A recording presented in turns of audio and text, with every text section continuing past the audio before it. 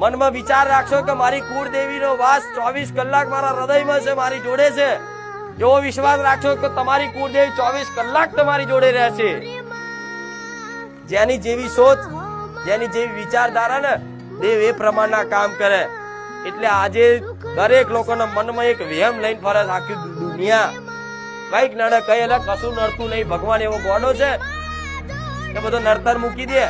પણ તમારા જો કર્મોનું ભોગવવાનું આવ્યું હશે ને તો દેવય નડશે, ભૂતય નડશે, ગ્રહોય નડશે. આ શું ખોટું? પણ જો કર્મો હારા હશે ને તો કશું નડશે.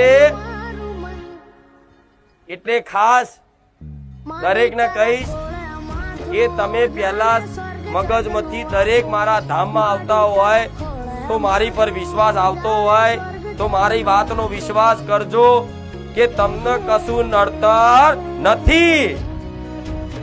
કોઈ એવું કે મારા ઘરમાં મારી દીકરી ધૂણો છે, એને ધૂણતી બંધ કરાવી દે, ચિંતા ના કરશો.